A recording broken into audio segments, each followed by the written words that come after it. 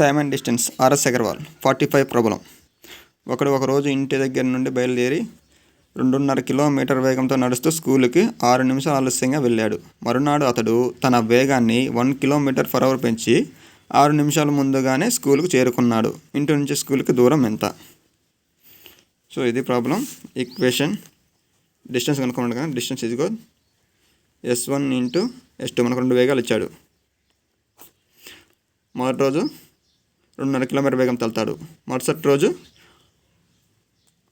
తన ఆ వేగానికి 1 km వేగంతో పెంచుకొని స్కూల్కి వెళ్తాడు.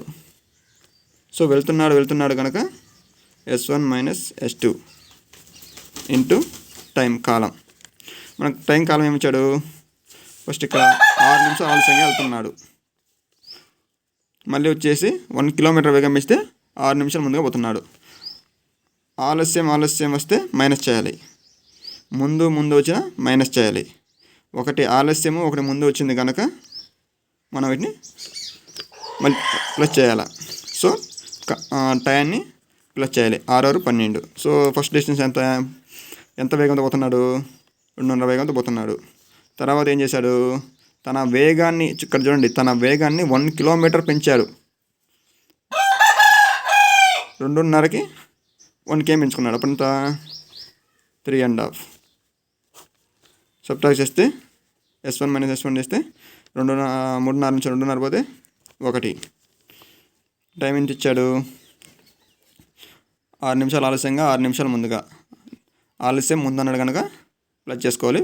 12 నిమిషాలు / 60 అవర్స్లోకి మార్చుకోవాలి కనుక 60. సో క్యాలిక్యులేషన్ చేస్తే 5/2 7/2 20. 12 5 క్యాన్సిల్ 7/4.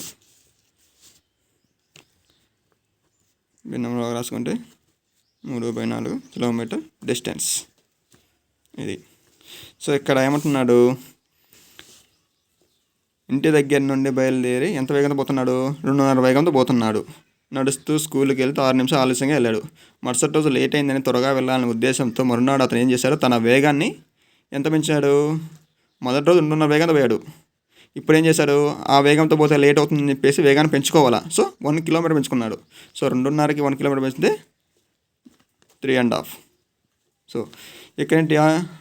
ఆలస్యం ముందు అంటున్నాడు. 6 నిమిషాలు ఆలస్యం 6 నిమిషాలు ముందు అంటున్నాడు. ఆలస్యం ముందు అంటే ప్లస్ వాల్యూ చేసుకోవాలి. రెండింటిని ప్లస్ చేయాలి. ఇక్కడ ఆలస్యం అంటే సబ్ట్రాక్ట్ చేయాలి. సో ఇది ఇలాంటి బేసిక్ పని చూసుకోండి. సో ఈక్వేషన్ వచ్చేసి D = డిస్టెన్స్ S1 × S2. మొదటి వేగం రెండవ వేగం. మొదటి వేగం నుంచి రెండవ వేగం తీసివేయటం ఇంటూ కాలం. ఓకే.